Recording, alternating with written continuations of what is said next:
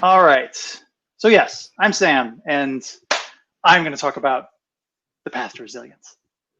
Welcome to CloudNein, and yeah, let's go. So resilience. I'm going to talk about resilience in software. Resilience is a pretty amazing thing to shoot for in software. In fact, it's kind of a holy grail. Like this slide isn't actually nearly excited enough. That's better. I think that's about where we should be with the level of excitement about resilience.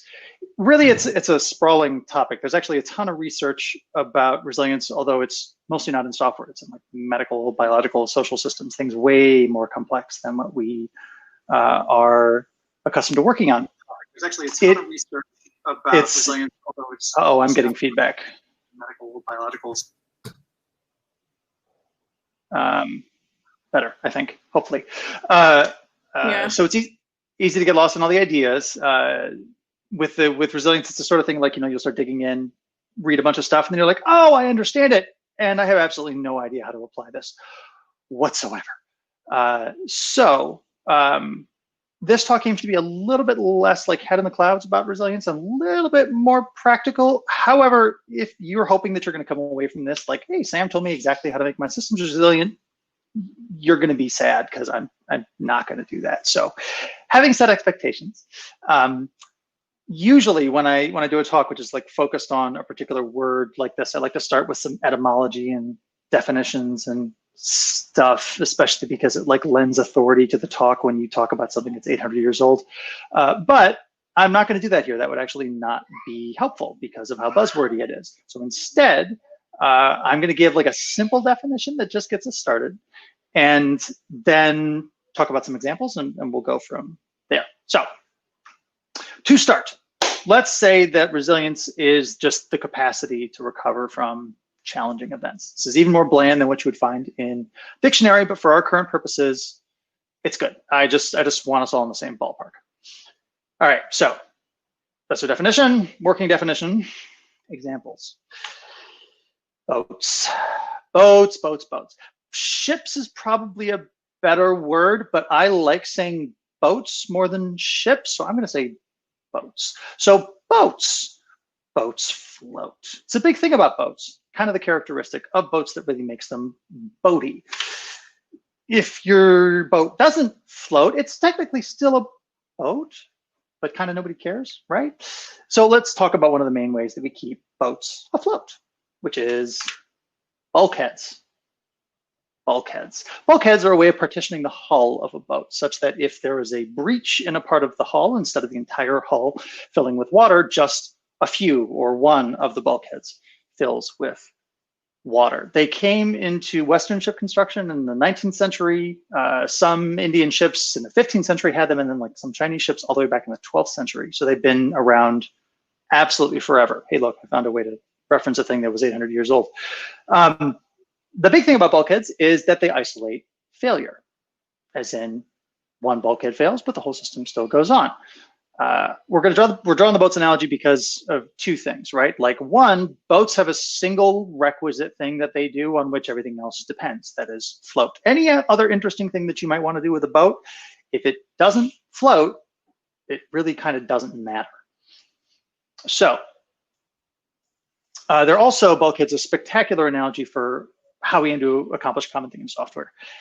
So let's talk about software, because that's kind of what we do. HTTP app, right? We know these are familiar. Let's go with that. So if we have an app and we want to make it resilient, a simple thing that we can do is we can, spin up multiple instances of it and stick it behind a load balancer. Cool. Now, from an outsider's perspective, this single logical unit fronted by the load balancer can recover in the event of some loss, or like scaling up in the event of load. It's more or less trivial given modern tooling, unless you've done terrible things. So now our load balancer is the boat, with each routable instance being a bulkhead, kinda. We can lose one, that's fine. Network partition, corrupted memory, bad canary deploy, whatever, it's fine. We're still boating. And in a feature that I'm sure that all boat captains wish that they had, we can just like throw one back up. Now, if we move away from HTTP apps and to something like, more complicated, like a distributed system, usually these coordinate and form groups internally. So the logical unit is presented to the outside. Sometimes there's a load balancer that's separate, sometimes there isn't. It doesn't really matter. Point is, they have these groups, and indeed, there are many of the same possibilities for causing failure as with the HTTP app, but one of the main reasons that we have the distributed systems in the first place is because we want to be able to absorb these kinds of failures without having an outage. That's what makes them hard. In fact, well, that in the network. Recovery here can also be much more tricky than stateless. Like you have to rejoin the cluster, but you're not just good then. You have to copy data over from other ones and get back up into a good state and get back into the conversation. It's represented by the distributed log. But there are approaches to solving these problems, not without failure modes, not perfect, but like reasonably well understood at this point. Okay, that's enough. Just basic anchor to think about like what we're talking about when we're talking about resilience. Let's get meta. I like doing that. The rest of this talk is going to be organized around this paper. I was turned on to this paper by Richard Cook. I had dinner with him at a DevOps Days event a few years ago. He's the one who wrote the How Complex Systems Fail thing that like everyone has read, the 3 pages of bullet points that make you go, oh yeah, everything's terrible. So David Woods is a researcher who Cook often collaborates with, neither of them, properly in software. And Woods wrote this, basically a review article. It's not very long, super recommend it. Follow the bit.ly link. He wrote this a few years ago, and what it does is it teases out 4 different senses in which we use the word resilience. Very, very useful in order to get away from some of that buzzwordiness, because when we don't actually tease apart the senses of it, it's really easy to just kind of start chasing our own tails on what we think resilience can do. So, like I said, we're gonna break up the rest of the talk by explaining these 4 concepts for resilience and what they mean in a software context, I think. The first is resilience as robustness, or the capacity for absorbing perturbations. We've seen this already. This is the bulkhead pattern. It's exactly what it is. And this pattern is great. It allows the system to continue on even after a failure event. The essential strategy is that failure isolation, and it's achieved through the creation of boundaries. You create boundaries between the different bulkheads. When one of them fails, the rest of this whole system isn't taken down by it. Now, as a rule, like this works, but it doesn't work infinitely, and it doesn't work indefinitely, because robust defenses tend to be degraded by the absorption of perturbation events. So you can operate in a degraded mode for a while, but there's additional risk of failure, and it's not going to last forever. Woods gives us this really nice formulation. I really like this. This is sort of fill in the blank sentence thing to think about the systems that we have. This one for robustness in particular. So we can say, and I'll fill in for boats, right? System boats has property bulkheads, yielding robustness and sense still floats in the event of perturbation hull breach. We can also apply it to our domain, like system web app has property load balanced cluster, yielding robustness and sense external availability in the event of perturbation node unavailability. The key thing about this is that it's self-contained, right? The failure is internalized inside of the system that we're thinking about. Let's think of another one.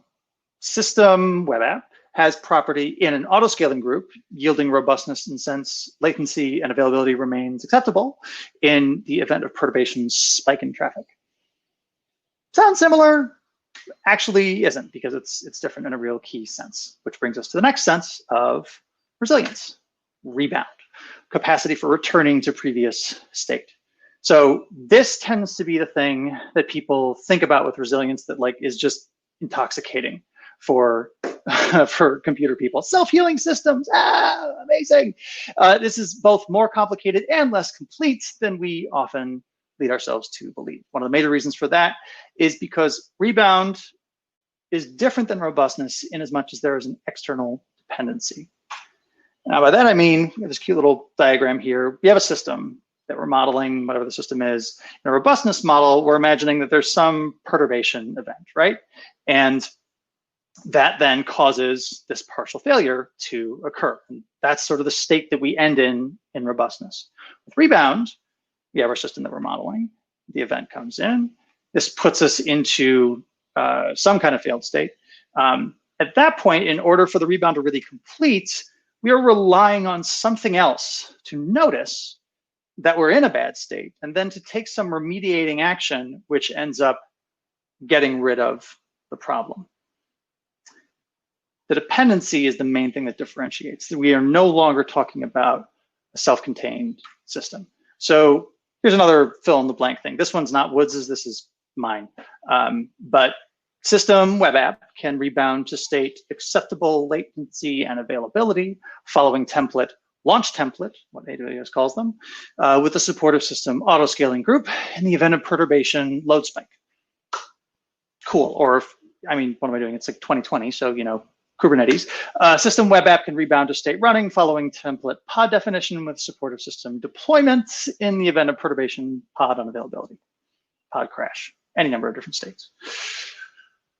The really key things to note here are C and D. First, C is talking about a template, a norm, some thing that tells us the state that we would like to be back in, this imaginary ideal, right? And then D, the existence of this external dependency, which is running another system, which is responsible for like taking C and slotting it into place, getting us back into a good state. So if we want to think about like extending this to our overall systems and not just, you know, a web app or a distributed system, something, I mean, we got to walk it out, right? Like to its logical extension. So if we want total rebound, that means we have to have like all failure modes detailed, and there's like a robust response and then a rebound plan after that. And then when we're in those, you know, partial failure states, those degraded states, we have to have all possible combinations of successive failures. We have to work those out. And then 1 and 2 have to be true like transitively for any of the runtime dependencies of the component. So otherwise we can cause failures there. And also because one of the most important things that you learn in resilience thinking is like your resilience path has to be tested all the time. Otherwise it's not going to work, which means that we have to be sure that all of these things are also mapped up. Right, okay, this is BS. This is no. You cannot make a perpetual motion machine. And if you try, you are going to have a very bad day. Don't try. One of the first sort of Zen bits of knowledge with resilience, right, is that like your knowledge is always going to be incomplete. Your knowledge of your systems is always going to be incomplete.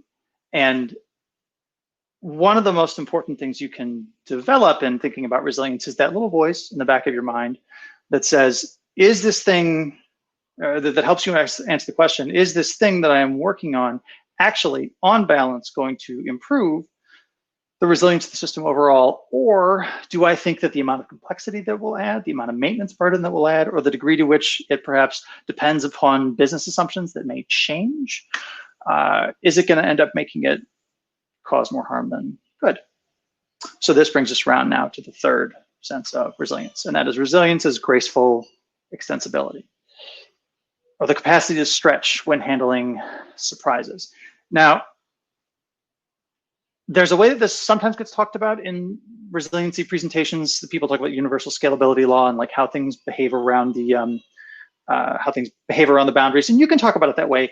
I don't think that's quite so useful, especially like when you look at Woods's work, because what he's saying here is that we're not talking about surprises like, you know, a node went down. Those are the surprises we expect. Like we don't know when nodes are going to go down, but we've modeled the system to expect that they will. He's talking about model surprises, which is more like I woke up and the sky was purple. And I don't know why the sky was purple, and I didn't plan on the sky being purple. And I'm not sure what we should do now that the sky is purple. We haven't anticipated it. We haven't accounted for it in our models. We can draw analogies here with the bulkhead example, right? Like, bulkheads don't protect boats against everything. They don't protect against scurvy. That's what oranges do. That can kind of like hollow your crew out from the inside. You can be floating around without much of a functional boat, even though the bulkheads are intact. Pirates can like literally hollow out your insides. That's not fun at all. Not being in the water, bulkheads don't help with that. I'm actually not, I mean, if a boat's not in the water, is it still a boat? I understand it's intended to be a boat, but I can't tell if it floats or not anymore. So is it a boat? Yeah. Engineers, we are the worst, actually, of all of the things. We are just in there changing stuff all the time, and there's a lot of risk there. In fact, I like this quote from what maybe one of the greatest articles ever written. If you've not read The Night Watch before, you're welcome. This is just a gift for your day because it's hysterical. But I have no tools because I've destroyed my tools with my tools. This is a thing that we do when we are not careful and we are not thinking about the long-term effects of what our changes may be. It's really easy to trip over ourselves and the eternal insufficiency of our knowledge. We constantly have to make choices, the ramifications of which we do not fully understand. Uncertain decision-making actually is probably quite familiar to everyone listening to this right now, for the same reason that I'm talking to you through a computer from my office in my house instead of pacing back and forth on a stage. It's also the reason that I'm wearing this hat, because my hair is locked down out of control. So how do we avoid shooting ourselves in the foot? How do we avoid doing more harm than good? How do we deal with this insufficiency of our knowledge? So to this point, we've been pretty comfortably able to like pretend that resilience is just a computer's level thing. It is not. I can't provide you with another like fill in the blank sentences thing for the remainder of this talk. It doesn't exist. This is more complex necessarily when it comes to thinking about how you actually build resilient systems. And there are more complex answers, but actually there's also basic answers too. None of them are wizardry. I know that because I'm a software engineer and not a wizard, much to my chagrin, but we're going to deal with the basic stuff first. And really, this is the stuff that you're doing already, hopefully. Here's some of them anyway, right? Like do 12-factor apps where you can, stateless apps where you can. Keep all the state. State is what makes everything terrible in, tied off places.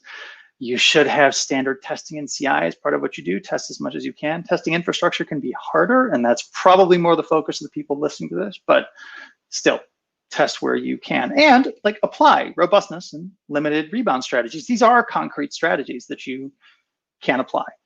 We really need to do these first because the other methods are costlier, and applying costly methods to problems that have simpler available solutions is a tremendously effective way to drive your business into the ground. There's plenty of research to indicate that most of the failures that occur could have been prevented by relatively routine testing. So don't get like distracted by the exciting stuff. Always remember that we make great things out of boring conventional parts. Boring software goes the distance. So this is the kind of stuff here in this list that like most engineers are or should be doing at a company. It's like the basics of resilient engineering, which is not actually the same as being a resilience engineer, if that's the thing that you want to be. Really what these practices do is they constrict the failure possibility space, realistic failure possibility space in production. So one thing that you can do as you're targeting your thinking about how to deal with this, like dealing with surprise thing, right, is you can try to constrict that space more, which means perhaps prioritizing adding new impossibilities to the system over new possibilities. Another way of putting that is you want to prioritize invariance over features. If you're concerned about what you don't know or feel you can't reasonably keep track of because the system is too large, then reduce the number of possible outcomes for choices that people regularly make in changing the system. If you can. Reduce the size of that possibility space. I think there's also a thing to keep in mind here, like as a systems engineer, when you're considering a change, there isn't always a precise answer to this or a clear way to answer it, but you should still ask whether the other engineers who depend on you or the layers you're responsible for are going to be able to do more as a result of like some new thing you've added, some new feature that you've shipped, than they would with the cognitive space that they reclaim as a result of the new certainty that is brought by an invariant that you create. Does your deployment system really need to be that expressive? Or can there be fewer paths and fewer desired states and people can fit inside of that system? It's easier to reason about. This is a like raise the floor, not the ceiling type mentality. Okay, all that's great. Those are still kind of the basic things. At some point though, you're gonna end up here, which is chaos engineering. We don't know what we don't know. then we have to systematically expand the boundaries of our knowledge. It's not just good enough to contract the size of the thing, we also have to push out how much we know. So chaos engineering's been making the rounds for a few years now, and if you've only generally heard of it, then you've probably heard things like, they kill servers and shut down network traffic in production. What? It's not that crazy if you think it's crazy. I don't know. I can't tell what people think about chaos engineering anymore. This is the basic loop that you do, right? You form a hypothesis about how a system is going to behave in the event of a particular perturbation. You run an experiment which purposefully introduces said perturbation in a contained manner. And then you look at the results and decide whether or not you got good information from it, and then consider whether or not you want to expand testing as a regular part of your testing routines. So one of the things that after like management gets past the initial, you want to do what to our production systems type response, the like medium to long-term reaction to chaos engineering can be, is this actually worth the investment in engineering over the long term? Like there's a huge amount of stuff that we don't, a huge amount of stuff that we don't know. Why are we discovering it in this relatively expensive way? So the answer to that is actually kind of in the third bullet there, the expand testing thing. Like if we're just expanding our knowledge, why do we have to re-expand it? Why would we expand testing? The answer there is in what we said, is what I said before, the invariant oriented thinking. Chaos engineering is almost categorically not worth the investment if you're thinking about like some kind of user-facing feature. It's really only justifiable for demonstrating that invariants about your system hold, and only when you can't demonstrate those invariants any other way, which is surprisingly often, but yeah.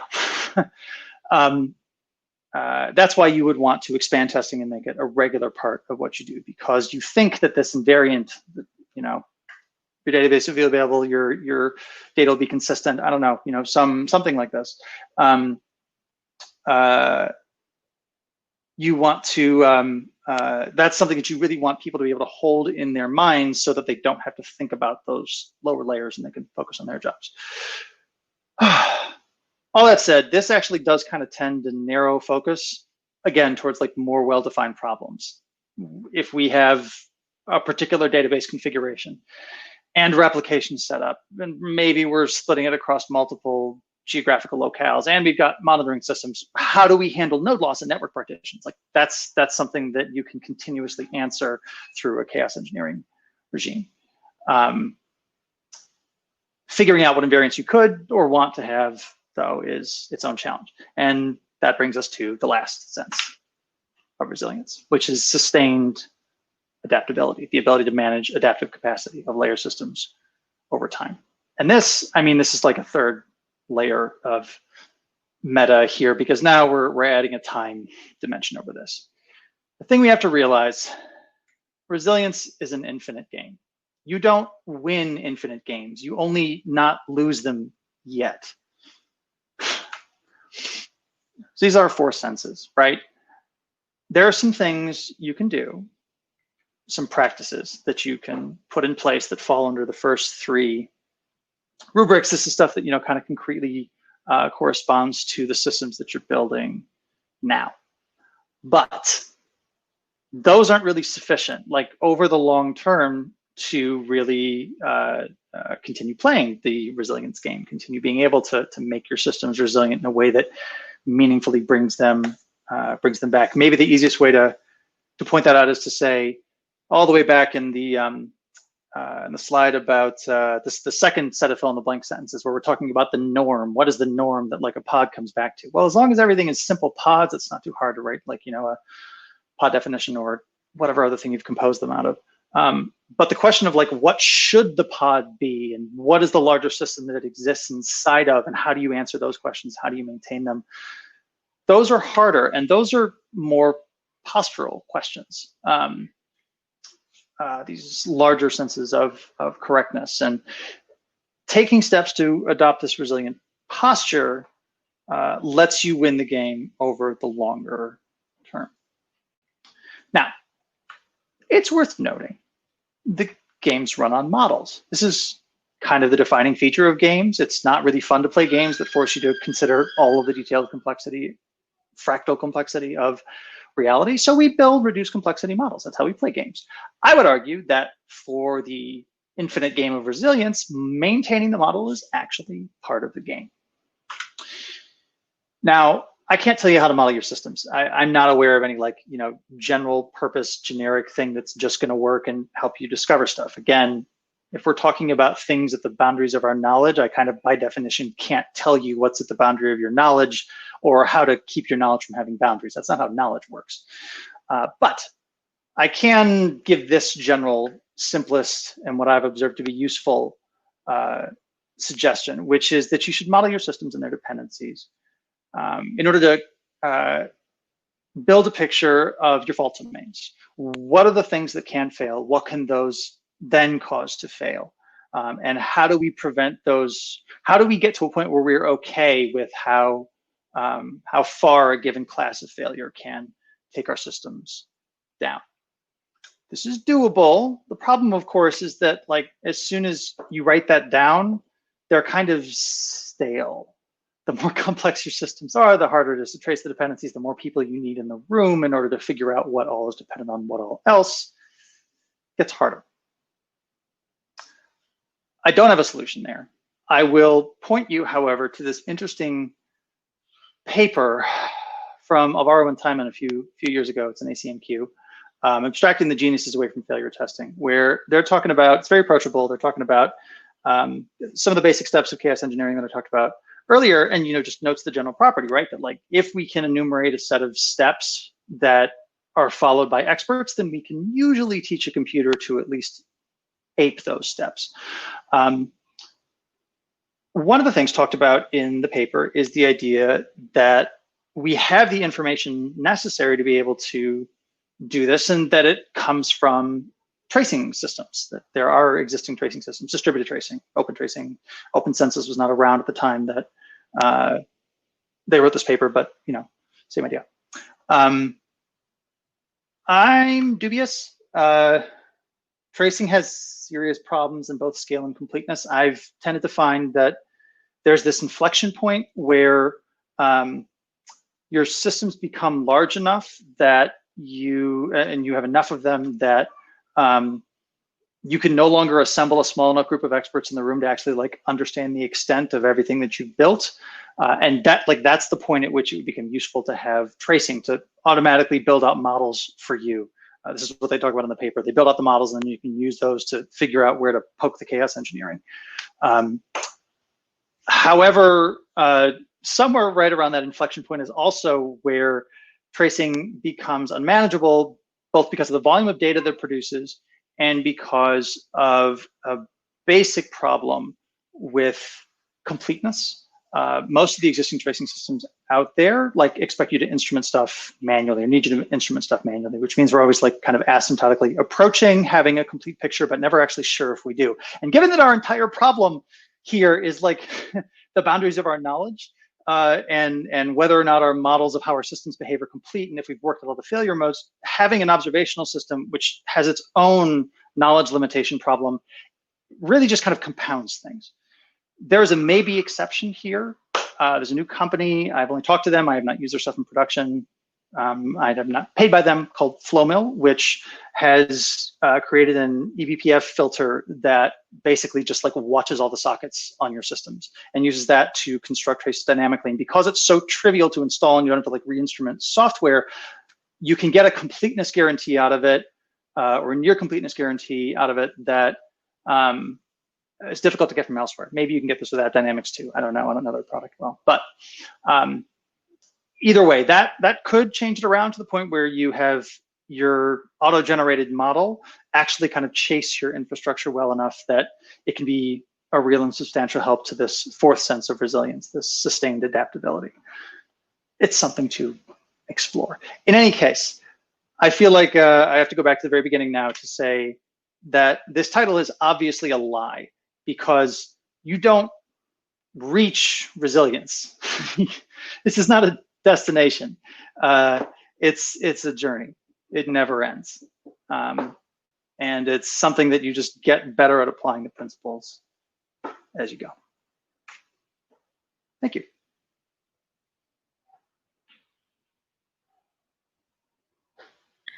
Wow. Yeah, I didn't expect that ending. I think for me, I was like, finally, I'm going to achieve resilience in my systems. Sorry. Thank you. Thank you, Sam. So I'm curious if there are anybody with any questions for you, because no questions have yet come on the chat. Let me see. In case like some other conversations are going on in other places.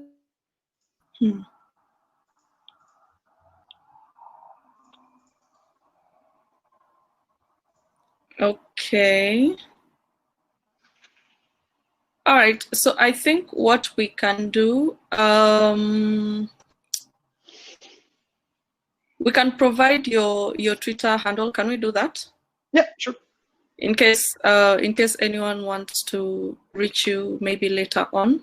Then Absolutely. for now, we will have a 10-minute break before our next talk. So as Natalie had mentioned, we can get coffee, we can take bathroom breaks, we can improve resilience on our systems in the next 10 minutes before Absolutely. we come back. No problem. All right, guys.